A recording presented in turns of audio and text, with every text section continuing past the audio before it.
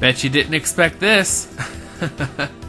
Yeah, we're finally back to another Let's Play of Castlevania Dawn of Sorrow. I am so sorry for how long this has taken to get this episode up. A lot of things have been happening. I had to reformat my computer, which really just sucked.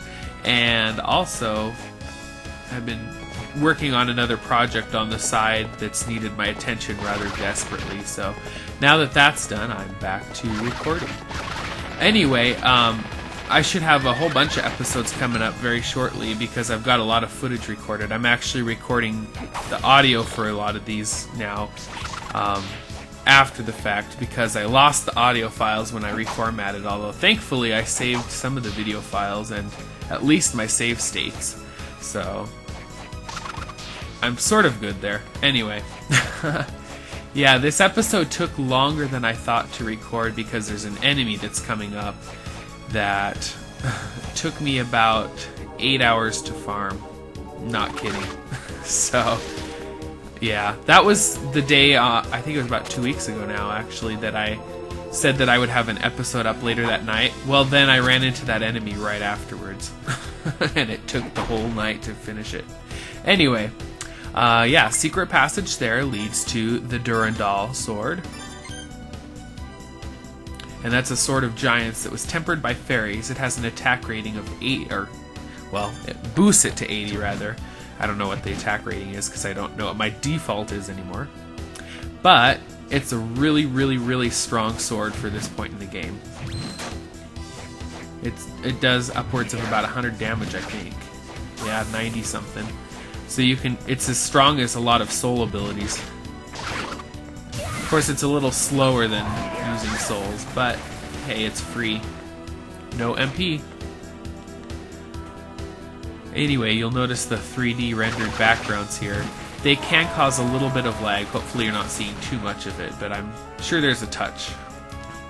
Ooh, I didn't see him. Oh well, screw you. Down here we'll fight a new enemy. I think I actually ran into one earlier and I forgot to farm it. Anyway, this is the Mushusu, and it's got a common item drop and a semi-rare soul to collect, so I will get those and be right back with you. Voila! We have the Mushusu's drop, which is spaghetti, and its semi-rare soul. And that allows you to grow a poisonous tail, as opposed to the Manticore's normal tail, so it will add the poison status effect on top of doing damage. Anyway, I'm switching back to my normal soul setup. And the spaghetti, let's see, where is it at here? There it is, served al dente.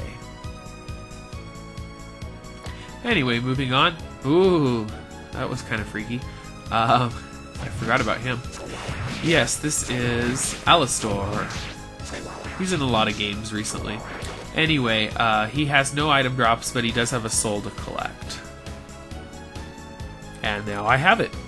This soul allows me to summon Alastor as a familiar.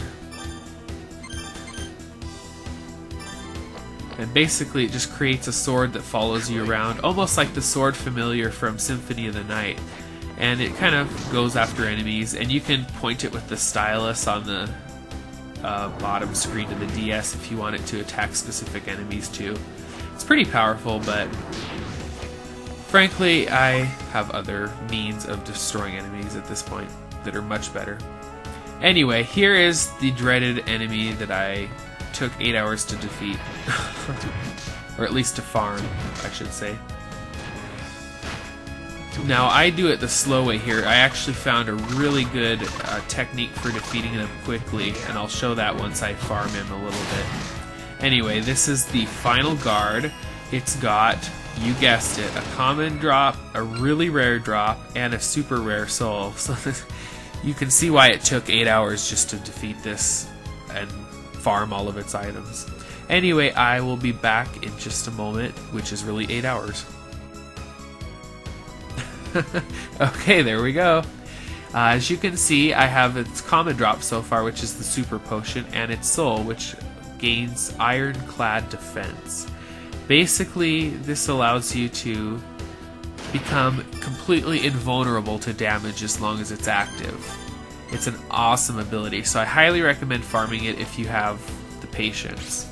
It creates that little kind of glowing shield, and anything that touches you does no damage. I'll show you right here. See? You get the little guard status effect. Anyway, I'm going to farm its rare item drop and then show you the technique I used on how to defeat it. Okay, I have the rare item, which is the cuirass, or however that's pronounced. It's a piece of armor that's a piece of junk, really. It's torso armor with a rounded profile, but your Dracula tunic is much better at this point. Anyway, here is how I recommend defeating Final Guard the quickest. For your setup, you're going to depend on the rare ring, of course, to get your items. Then you want to use the Une Soul and Skeleton Farmer. Those are the most important.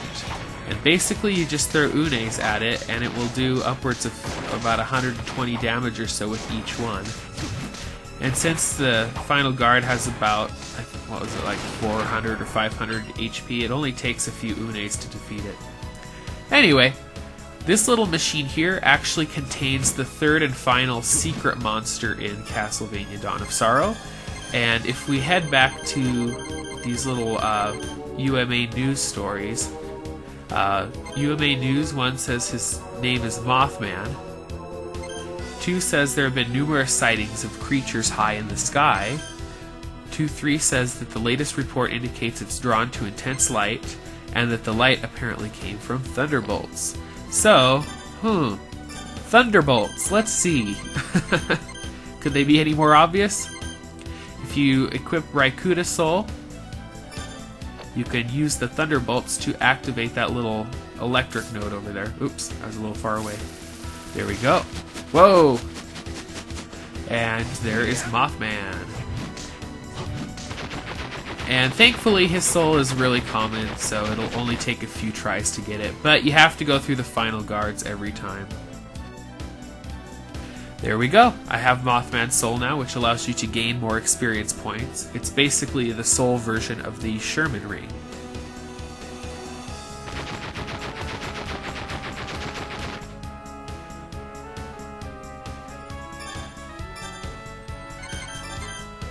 There it is. Level 1, so thankfully we don't have to farm anymore unless you really want to farm more.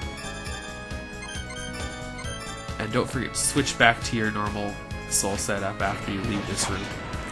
And of course, as you can see, both sides are blocked by a final guard, so yes, you do have to fight one in order to get to Mothman, no matter which way you enter. Kinda sucks, but I guess that's their last-ditch attempt to stave you off from finding the monster. I don't know. There we go. Yep. Disc armor, let's see, Bat Company and Peeping Eye, that's right. Anyway, heading on. All these werewolves are so much easier now that we can defeat him with one soul technique. Now you want to head left here first so we can fill in more map percentage. And up here there is a lance. Oh, didn't mean to get hit by her. That was Erinus. I think I've already got her soul and everything, so you'll have to check a past Let's Play to find that, as well as that Crusader there. I've already farmed them.